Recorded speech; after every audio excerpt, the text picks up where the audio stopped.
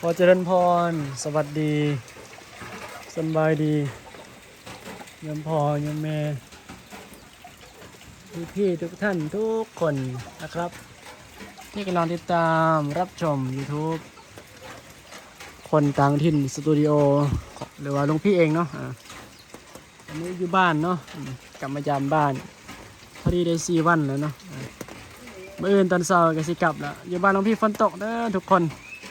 ไม่รู้ว่าอยู่ต่างประเทศอยู่บ้านของทุกคนในฝนตกบ่มะม่วงเนาะไปเบิ่งมะม่วงกะตอนนี้กับเวลา4 โมงแรกเนาะ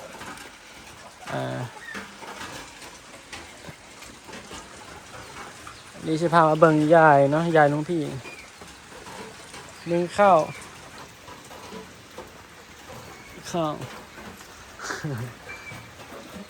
มื่นบางทีจะใกล้แล้วมื่นหลวงพี่จะไปยามยายอีกคนหนึ่งเนาะอยู่ที่ทับแป้นยามยาพันธุ์ทับแป้นสันเพนอะไรก็จะกาเมืองหลวงพี่จะไปหายายอีกบ้านหนึ่งเนาะเดี๋ยวก็จะกลับในเมืองกลับในวัดเพราะว่าหลวงพี่มาบริจาคของเนาะ2 วันที่แล้วบริจาคเสร็จก็สิอยู่พอดี2 มื้อนี้เนาะจะรวมกับพอดี4 มื้อเนาะที่มาพรุ่งนี้ตอนเช้าหลวงพี่ก็จะเดินทางกลับหรือว่าเข้าไปในเมืองในอำเภอตัวในอำเภอหลวงพี่ก็อยู่อำเภอเมืองอยู่แต่ว่าอยู่แถวชนบทอยู่บ้านนอกก็คือยมพ่อยมแม่เห็นเนาะอันนี้เป็นยายหลวงพี่นะกำลังนึ่งข้าวกำลังภาษาไทยเขาเรียกว่าหุงข้าวหรือว่านึ่งข้าวหลวงพี่จำน่าจะหุงข้าวมั้งถ้านึ่งข้าวนี่เป็นภาษาลาวด้วยยมพ่อยมแม่ถ้านึ่งข้าวเป็นภาษาลาวยายหลวงพี่ก็90 ปีแล้ว90 ปีแล้ว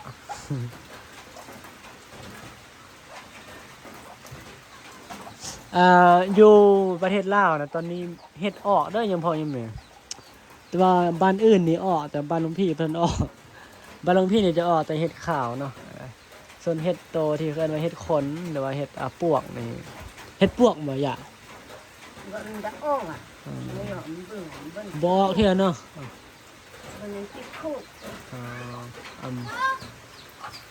อันนี้ก็สิเป็น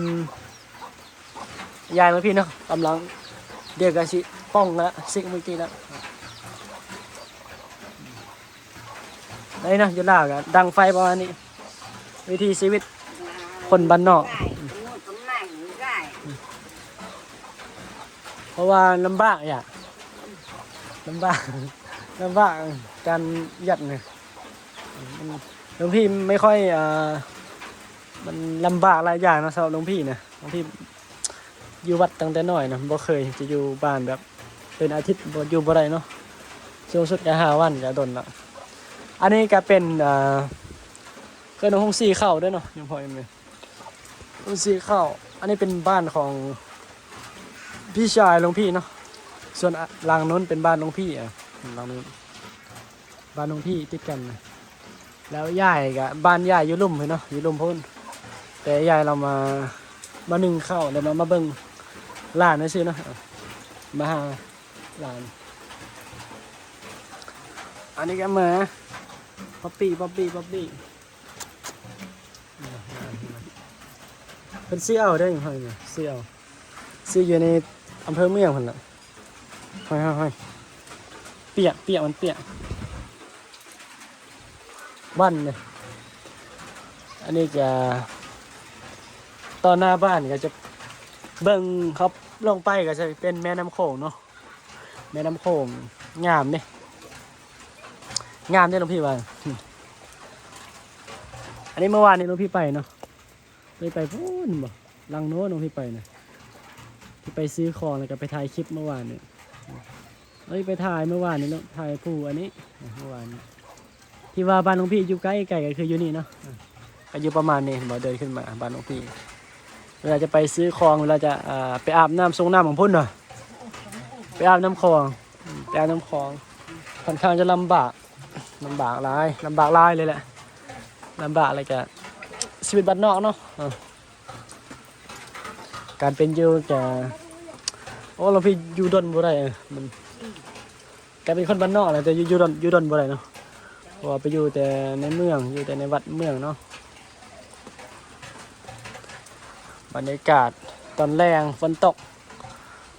หนังกับยายเนาะกับร้าน มีเข้าเนี่ยเป็นรถพี่ชายนะพ่อของอันบักน้อยเนี่ยวิธีใส่น้ำอาบน้ำก็สิคนมาแต่ตักมาแต่แม่น้ำโขงหมดแล้วน้ำอาบพวกน้ำล้างถ้วยอะไรเนาะก็ต้องตักแบบนี้นะส่วนบางคนก็เอาไดดูดเอาเนาะเอาไดเสียบไฟฟ้าดูดเอาผู้บางคนบ่มีก็เอารถเนาะ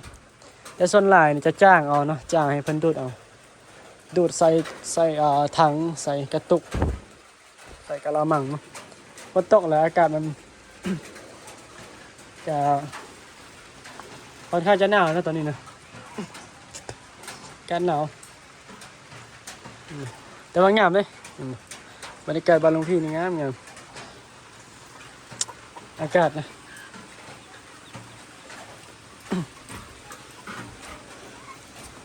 อันนี้จะใบตองเอามาจากป่าเลยบ่แม่น่าจะมาน่าจะมาอยู่ป่าอยู่บ้านบ่มีนะบ่มีอันนี้ก็เป็นบ้านญาติด้วยกันนะบ้านญาติด้วยกันอันนี้เป็นบ้านของเดี๋ยวจะเราสู่ฟังเด้อยมพ่อยมแม่ทุกคนอันนี้เป็นบ้านของพี่สาวเนาะที่ว่าหลานหรือว่าลูกแกอยู่กับแม่เนาะอยู่กับแม่หลวงพี่แกไปเฮ็ดงานอยู่เมืองไทยแถวกาญจนบุรีเพิ่นนะอยู่สวนทุเรียนเนาะพี่สาวแล้วก็พี่เขยเนาะอันนี้เป็นบ้านของพี่สาวจะติดกันนะอันนี้บ้านพี่ชายอันนี้บ้านพี่สาวส่วนหลังนั้นเห็นบ่หลังนี้จะเป็นบ้านของยมพ่อยมแม่หลวงพี่เองอันนี้ก็เป็นบ้านญาติเนาะญาติฝนตกแต่ก็ตกบ่แห้งปานใดนะมันตกตั้งแต่เพิ่นน่ะบ่าย2ตอนเช้านี่ก็ตกแต่ว่าตอนแรกตกอีกเทื่อนึง2เทื่อแล้วมื้อนี้นะยาบ่ละติอันบ่บ่ซะมุดมาน่ะโอเค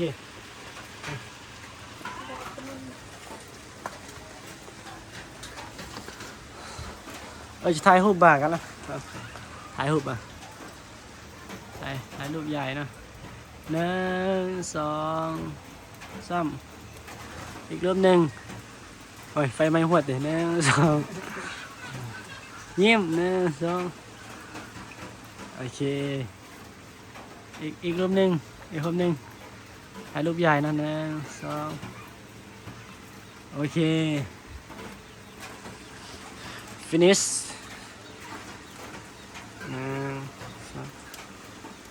โอเค1 2ตะลอยยะตะลอยต้มมวยมุ้ยบ่น่าสิกล้วยถ่ายรูปให้ยาย1 2ย้อนเสียงนะ1 2รูปหนึ่งยายอีกรูปหนึ่ง1 2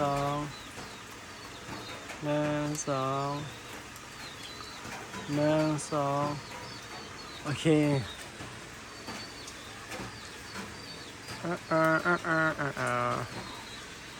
กับเมียร์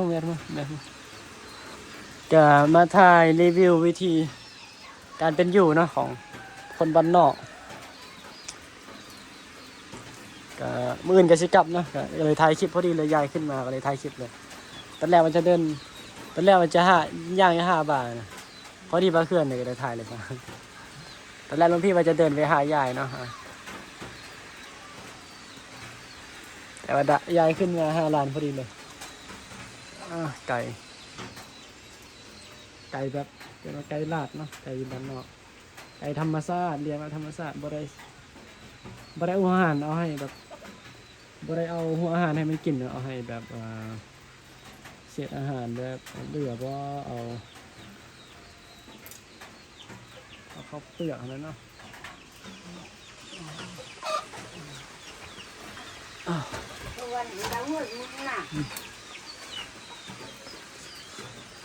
ร้านนุ่งพี่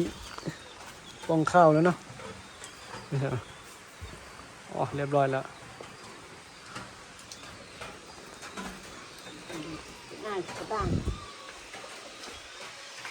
พี่สาวของหลวงพี่อีกคนหนึ่งนี่จะเป็นร้านของใหญ่เนาะเป็นได้ผัว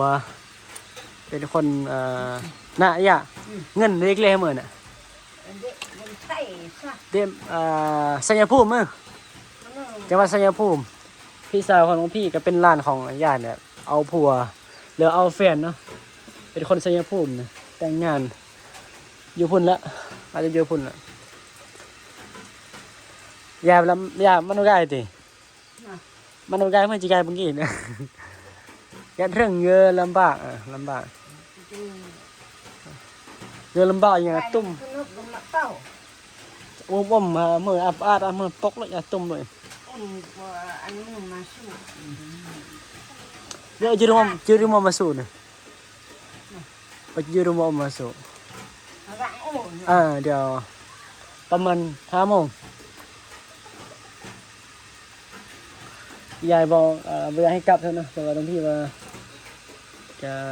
ยืดดแล้วนะจะพอประมาณละ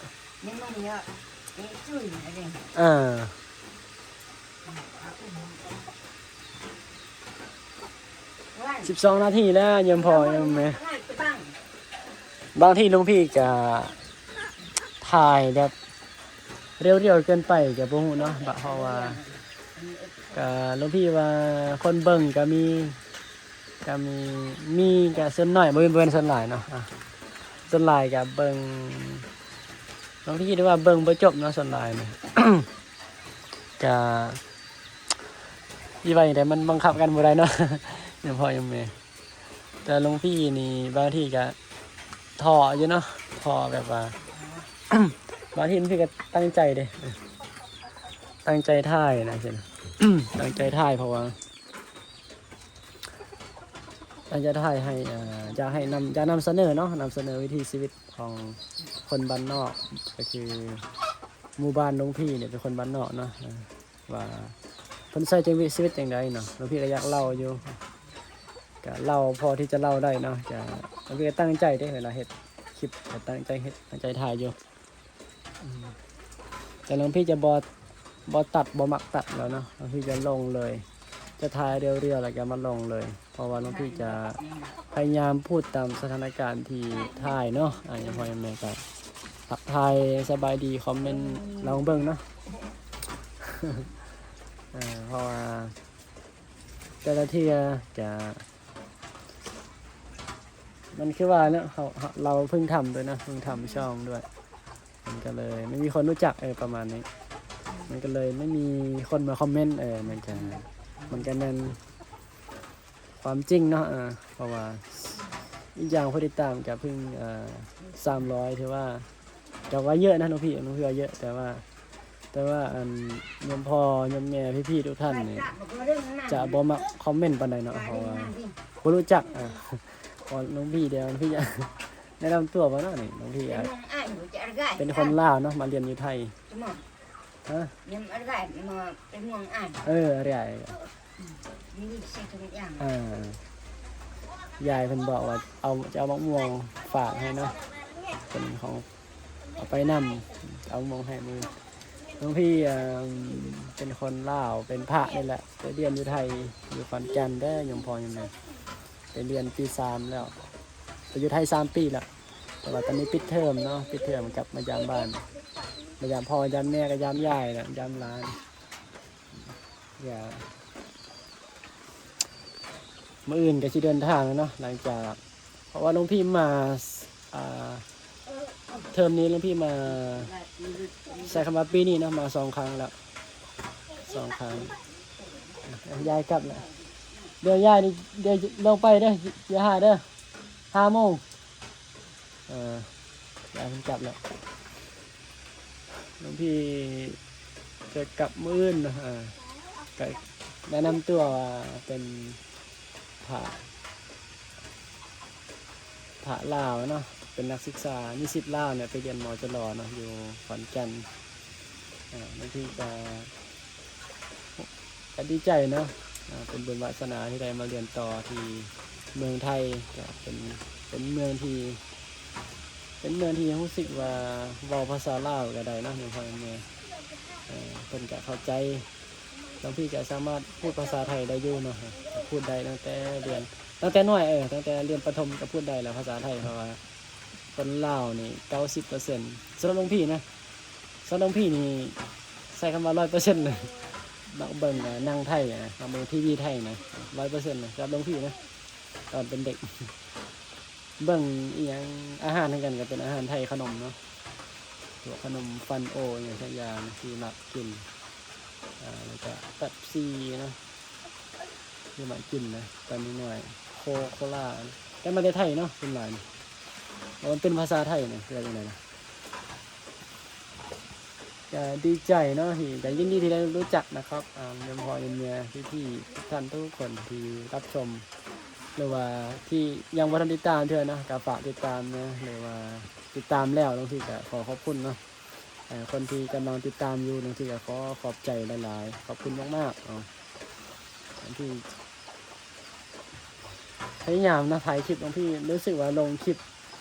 หลายเยอะพยายามจะลงทุกวันเนาะเวลามี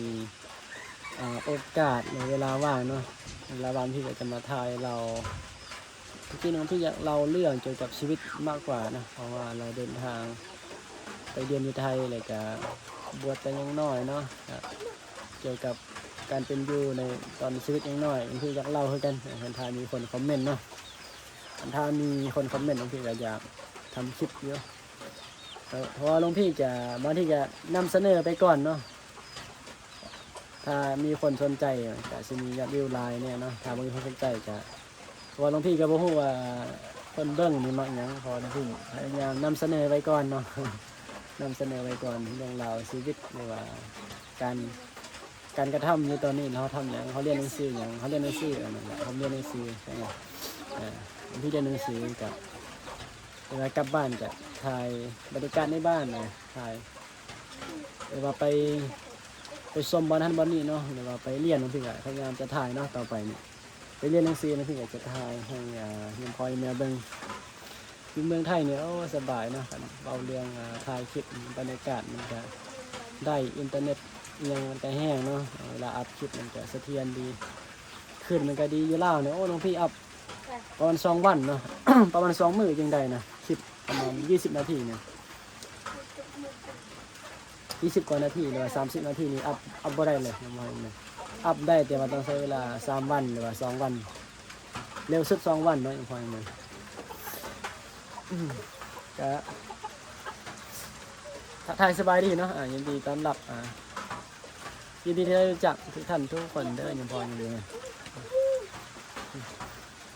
มียังกะที่อยากถามหรือว่ากะที่บ่เข้าใจนะก็สามารถคอมเมนต์หรือว่าจะให้น้องพี่ไปถ่ายอยู่ไซต์เนาะก่อนจะกลับเนี่ยก็คอมเมนต์ได้ยังไงเนี่ยน้องพี่จะได้ไปถ่ายเนาะก่อนจะกลับมื้ออื่นน้องพี่จะลงคลิปมื้อแรกเลยเนาะถ่ายเสร็จจะลงเลยอันนี้อยู่กับหลานเนาะหลานนึ่งข้าวนึ่งข้าว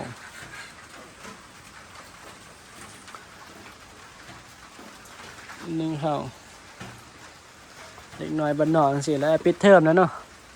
สบายดีถ่ายสบายดีกล้องเนี่ยนั่งนั่งเป็นแถววันหันหน้ามาหันนี้ยี่นี่พลอยมันนี่พลอยมานี่เจ้าเนี่ยนั่งเอาตั้งมานั่งไหมอันนี้เป็นลานสาวหลวงพี่เองเนาะแม่เพิ่นได้ผัวอยู่ไทยเนาะได้ผัวใช้คำว่าได้แฟนใหม่แล้วเนาะอันนี้เป็นพลอยอันพ่อเพิ่นเป็นคนพ่อแท้ๆเพิ่นเป็นคนสวรรณเขตเนาะเฉพาะเองเนี่ยแต่ก่อนก็เฮ็ดเวียกอยู่ไทยตอนนี้ก็อยู่ไทยแม่นบ่พลอย ตอนนี้พ่อจะอยู่ไทยบ่ อืม แม่นพ่อเป็นคนสวรรค์เขตเมืองหยังเมืองหยังพ่อจะอยู่บ่ฮู้แม่นบ่เดี๋ยวทักทายเด้อบางทีพ่อจะเบิ่งเด้พ่อยทักทายสบายดีแม่ ไปดี สบายดีพ่อ ไปดีพ่อบ างทีพ่อจะเบิ่งตอนนี้ที่พ่อจ้อยจังนี่แต่ว่าแม่จะเบิ่งแล้วแม่กันนะแม่จะฮู้อัน YouTube ม่อมอ่ะน้องพี่น่ะอันนี้เป็นหลานนะเป็นตาที่ต้นอยู่แม่อยู่ไทยแล้วก็แยกเอาคือเลิกกันเนาะพ่อแท้ๆกับแม่เพิ่นเลิกกัน แต่แม่เพิ่นไปเอาแฟนใหม่เป็นคนไทยนะเป็นคนที่น้องพี่ก็เป็นคนชัยภูมิเนาะคนชัยภูมิซื้อหยังซื้อ คือพ่อย นั่งหยัง น้องพ่อย อ๋อนางพลอยอายุจักปี ด้วย อายุนำมาปีฮะ10 ปีอ๋อนี่เด้วันเด้10 ปี นายน่ะ นี่เด้ซื้อหู 11 ซื้อหยัง นางปู ฮะนางปูอ๋อ10 ปีเด้11 ปีแล้วอันนี่ซื้อปูนี่เป็นหลานของพี่เนาะอันนี่เป็นเพื่อนของเพิ่นอันนี้ก็วัน10 ปีป้าเท่า10 ปีเห็นป.3 พอเห็นป.3ติป.3แล้วป.1อ๋ออันนี้ป.1อายุซ้ำกันเนาะ คุณน้องก็ได้ อันนี้ป.3แล้วป.3เดี๋ยวต่อป.4ตินะวันปาโซอ๋ออันนี้มันหยังอันนี้มันหยังวันมกหยังบ่ฮู้ภาษาลาวพี่ชายเนาะพ่อของอันด้านของพี่นี่ ผมเอามันก็ดำดับนี่ ก็ ประมาณนี้เนาะอย่าบ่อยแม่มันหลวงพี่บ่อยากถ่ายด้นเดียวมันจะเตือนว่าพื้นที่หรือว่าความจำเต็มนะพอหลวงพี่ถ่ายแล้วก็บางคลิปก็บ่ทันลบนะมันก็เลยเตือนมาฝนตกดีเนาะหลวงพี่ก็สิขอปิดคลิปเนาะยังพอยังแม่ปิดคลิปเพราะว่ามัน20 กว่านาทีแล้วจะขออำลาพระจากเจอกันคลิปต่อไปเด้อยังพอยังแม่ยังพออีแม่หักแพงติดตามหลวงพี่นะเด้อก็หักอะไรกับหลวงพี่ อย่างไรก็อยากรู้จักคนที่เบิ่งนี่นะครับว่าเป็นคนจังหวัดใดจะฝาก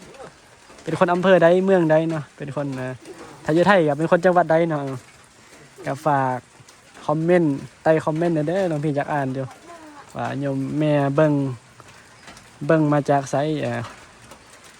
เป็นคนลาวหรือคนไทยคนญี่ปุ่นคนอยู่สหรัฐอเมริกาหรือว่าอยู่ต่างประเทศทั่วโลกนี่เนาะที่รับชมหลวงพี่ก็อยากรู้คือกันเนาะแต่ส่วนมากก็จะเป็นโยมพ่อโยมแม่มาจากไทยในเมืองไทยเนาะเพิ่นเบิ่งดีอยากฝากขอบคุณอีกเทื่อนึงเนาะขอบคุณหลายๆขอบใจมากๆเจอกันเจริญพรให้อยู่ดีมีแห้งเด้อฝนตกดูแลสุขภาพนำเด้อโยมพ่อโยมแม่ฤดูฝนแล้วขอเจริญพร